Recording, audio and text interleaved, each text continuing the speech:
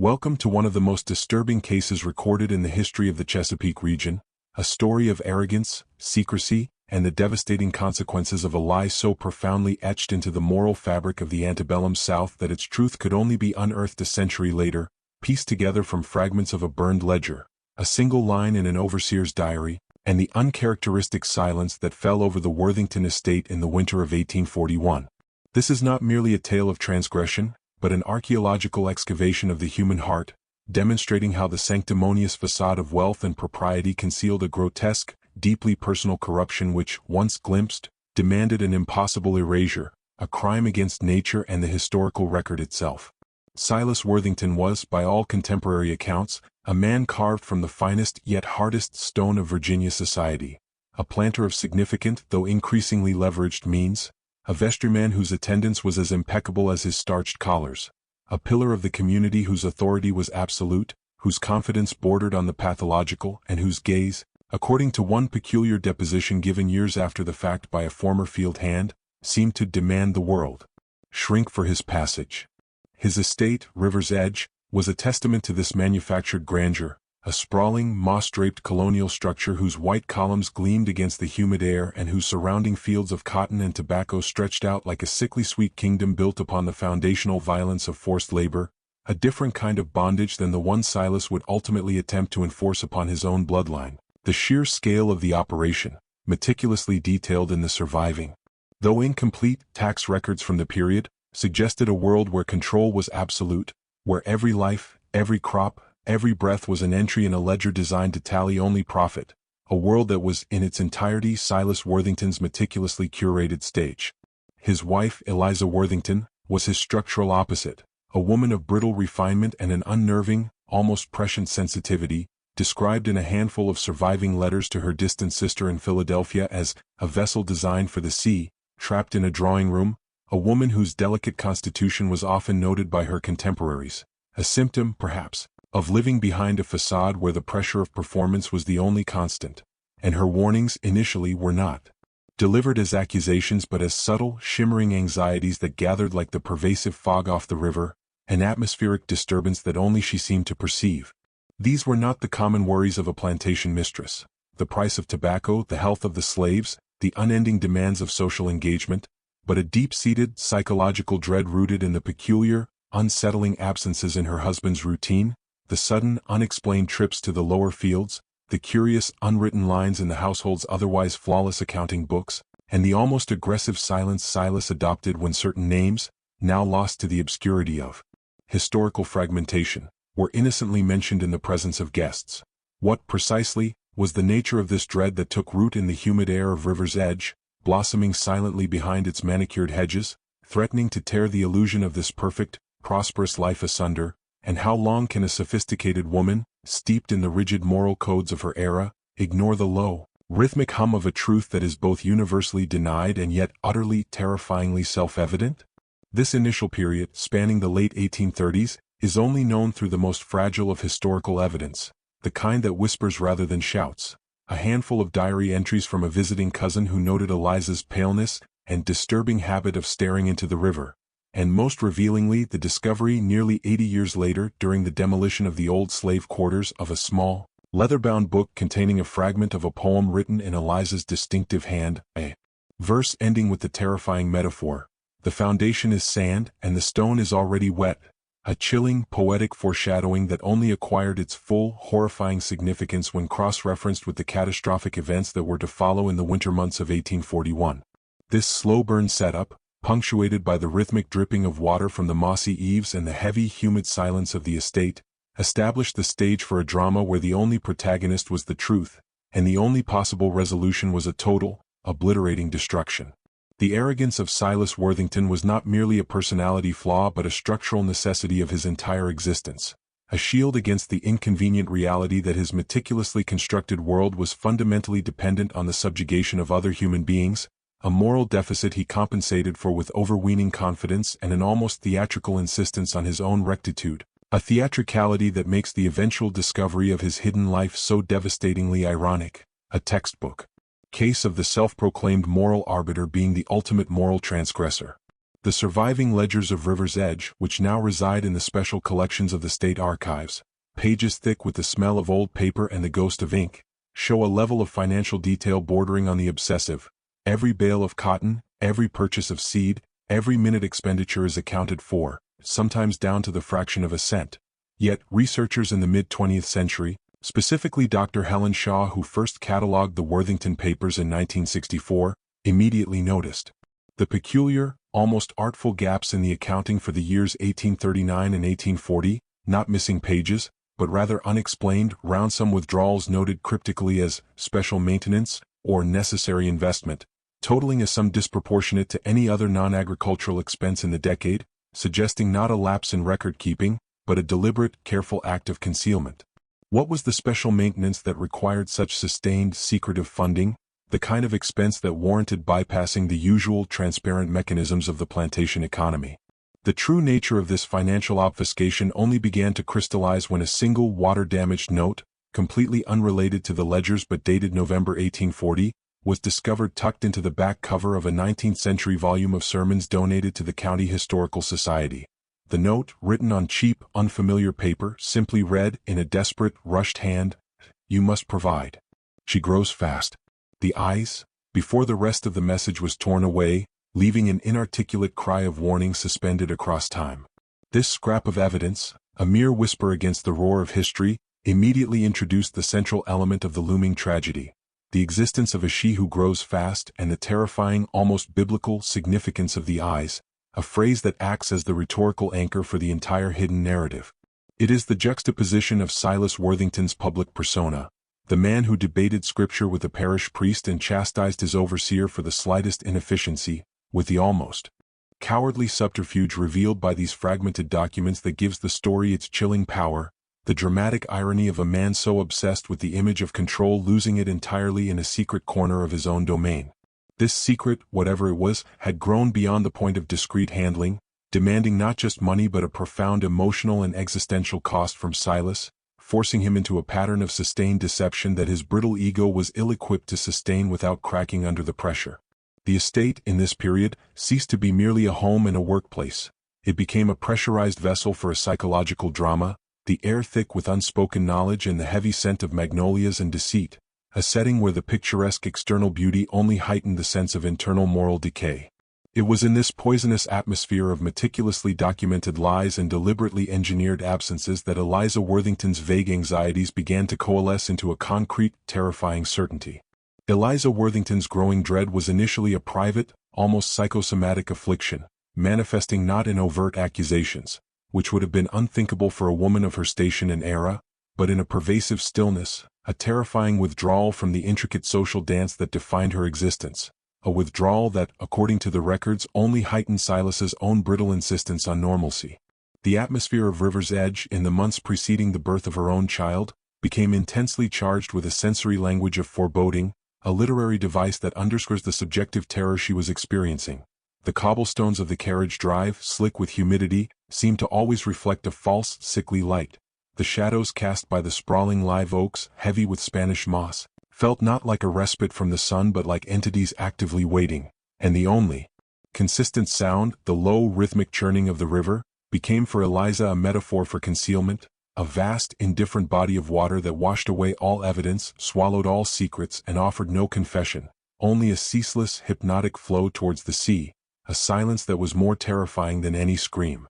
She began to spend long hours in the seldom-used library, poring over books on botany and classical mythology, seeking, perhaps, a framework, a historical precedent, or an appropriate metaphorical vocabulary to understand the monstrous betrayal she was sensing, a profound transgression that transcended mere infidelity and threatened the very legitimacy of her life, her marriage, and her future. What was it that Eliza understood on a level deeper than conscious knowledge? A truth so raw and antithetical to the established order that it could not be spoken aloud, a moral weight that caused her to physically shrink away from her husband's touch, her gaze now perpetually distant, focused on something unseen on the horizon of her doom. The answer, as is so often the case in these historical true crime narratives, is fragmented, resting in the ephemeral medium of personal correspondence. In a letter dated February 1841 to her sister, she recounts a mundane observation: the peculiar color of a certain species of bird that had recently arrived on the grounds, But then, in an almost stream of consciousness aside, she writes of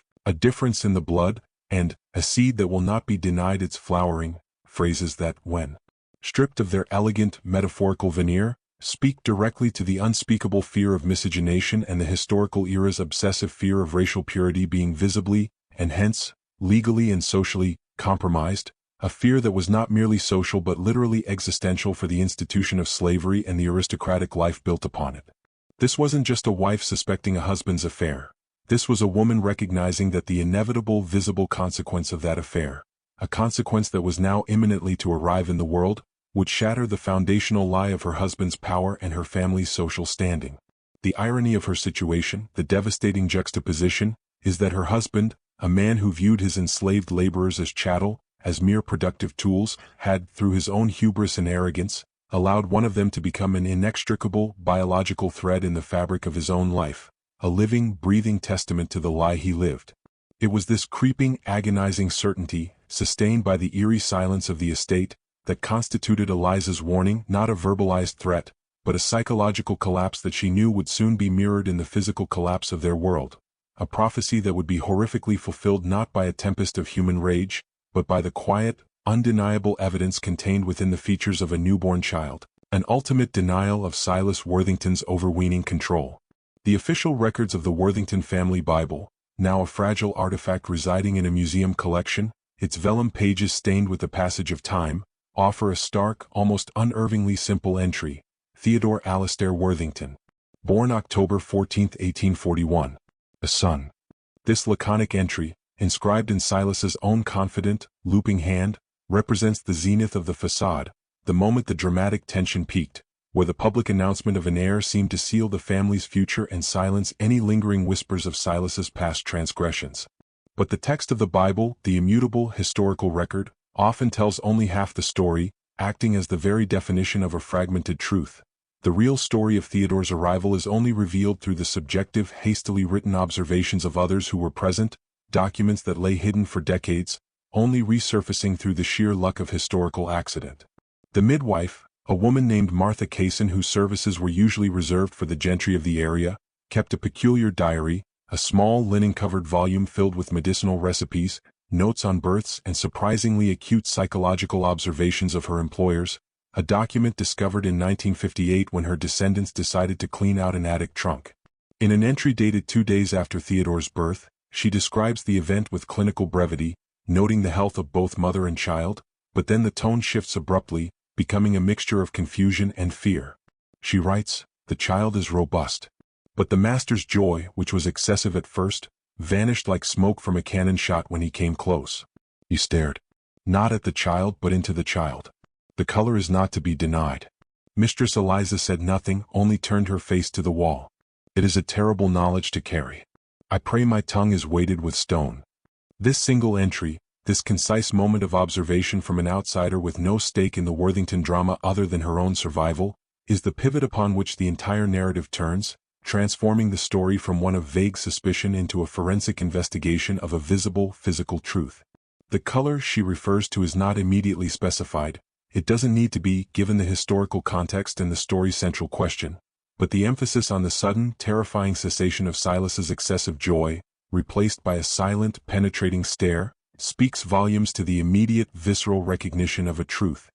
he had desperately tried to avoid. The physical evidence of his affair was not only born, but it was undeniable, a living, breathing contradiction to his entire aristocratic identity, a visible testament to the fact that his own blood was now inextricably mixed with the blood of those he held in bondage. What exactly was the physical trait that served as this immediate, shattering revelation? And how did a man of Silas's iron-willed ego justify to himself the necessity of its immediate and absolute erasure? The silence of Eliza, turning her face to the wall, is perhaps the most chilling detail, a passive acceptance that her most profound atmospheric fears had been confirmed, not by a confession, but by the irrefutable evidence of her own infant son, an irony that leaves the historian breathless with its cold, clinical cruelty. The immediate, shattering moment of revelation, the point where the facade didn't just crack but disintegrated entirely, hinged on a single, unmistakable physical detail: the baby's eyes, a fact that is reiterated in a later, much more emotionally charged piece of evidence.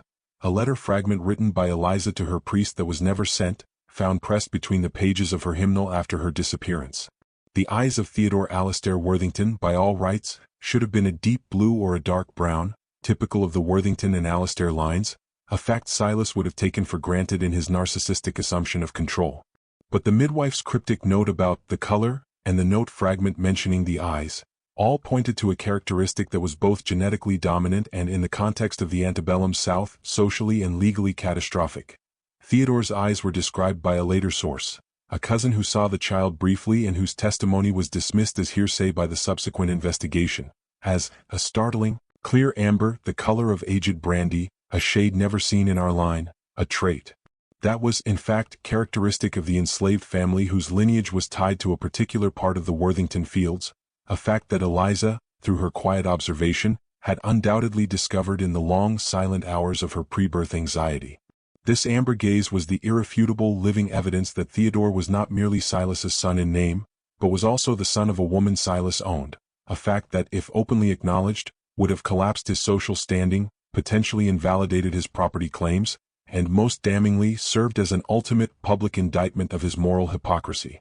The moment Silas looked into those amber eyes, the facade of River's Edge became a prison for them all, the sanctuary of the nursery transformed into the scene of a profound psychological reckoning. The question is, how did this arrogant, controlling man, faced with an existential threat embodied in the innocent form of his own son, react to this ultimate, biological refutation of his self-image? The answer lies in the dramatic shift in his behavior, documented not in the official public records, but in a series of agitated, almost illegible scribbles found in a hidden compartment of his desk, scribbles that suggest a frantic, immediate calculus of risk and erasure, a determination to enforce silence at all costs.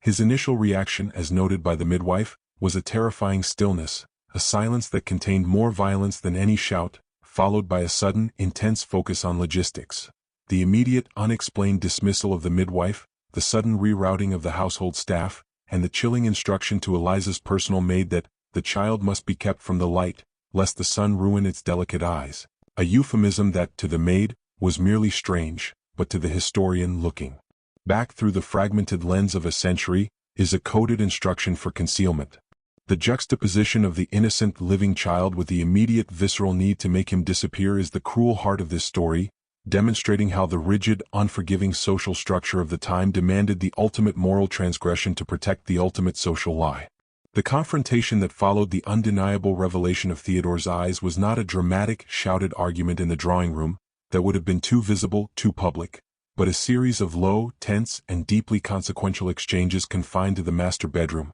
exchanges that must be pieced together like archaeological shards from the oblique references found in Silas's private notes and Eliza's unsent letters. Silas's reaction was a terrifying cocktail of denial, narcissistic rage, and a cold, strategic calculation, a sequence of emotions that drove him from a position of authority to one of desperate, cornered violence. He initially attempted to gaslight Eliza, dismissing her fears as the ravings of a puerperal fever, a classic patriarchal dismissal intended to delegitimize her perception. But the evidence, the living, breathing evidence in the nursery, was too powerful, too undeniable. It was Eliza's desperate action that forced the situation to a climax. The unsent letter to the priest, which, while never mailed, details her moral crisis. I cannot raise a lie. I cannot bear this weight of sin upon the innocent brow. I must confess the truth, for the Lord sees the eyes. Is not merely an expression of guilt, but a direct threat to Silas's carefully constructed world, a potential confession that would have destroyed him socially and financially. This desperate move, this moral stand by a woman who had previously only offered silent, atmospheric warnings, was the final pinprick that burst the bubble of Silas's self-control, propelling him from denial into a decision of absolute, annihilating finality. The elimination of the evidence, the total, systematic erasure of the truth,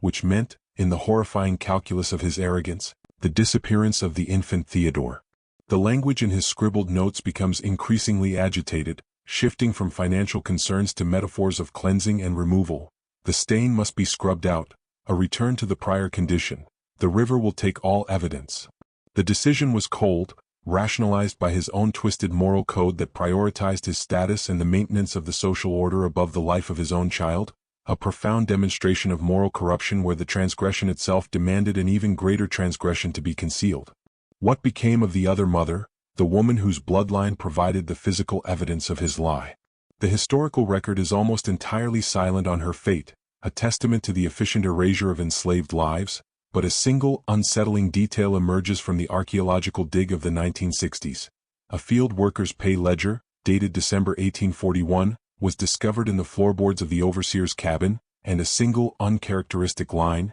scribbled in a different hand, reads, "M's mother moved on. No need for replacement. Silas's order." The use of "moved on," a common euphemism, coupled with the lack of a replacement worker and the direct reference to Silas's order, suggests that the erasure was comprehensive, a doubling down on the initial moral crime. The stage was now set for the final, catastrophic act, an acceleration of the slow burn narrative that would replace the heavy atmosphere of dread with the visceral,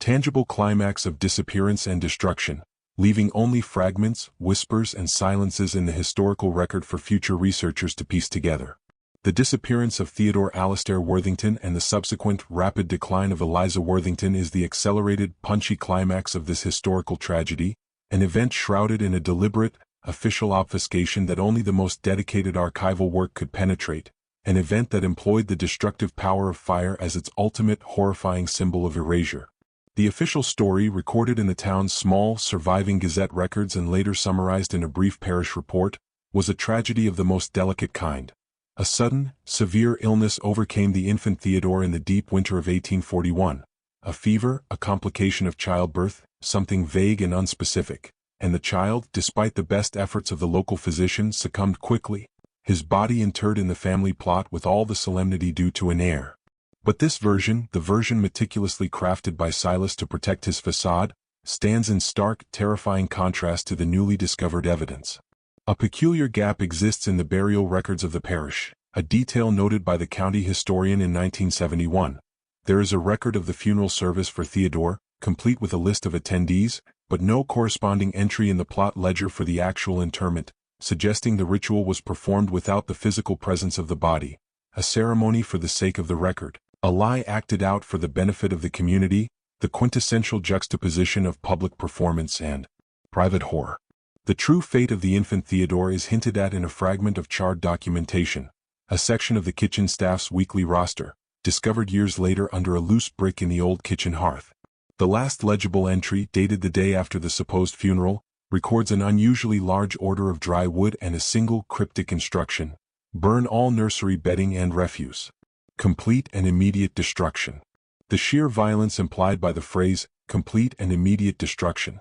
suggests not a routine sanitation, but a panicked, desperate attempt to eliminate any biological evidence, any lingering scent or fiber that could contradict the official story. The recurring metaphor of fire, the cleansing agent of destruction, here becomes the instrument of the ultimate crime. What exactly happened to the infant's remains? The prevailing theory, supported by a bizarre short entry in the physician's own personal notes, a note expressing discomfort with the circumstances of the disposal, is that Silas, in his hubristic arrogance and fear of exposure, chose to completely annihilate the physical evidence through cremation, a method highly unusual and considered deeply unsettling by the social norms of the 1840s, a deliberate act of ensuring there could be no later exhumation, no biological confirmation of the child's true parentage, a total commitment to the lie. Eliza, the woman whose warnings were ignored until the physical evidence was undeniable, faded rapidly in the weeks that followed. A victim not of fever but of moral exhaustion and psychological horror,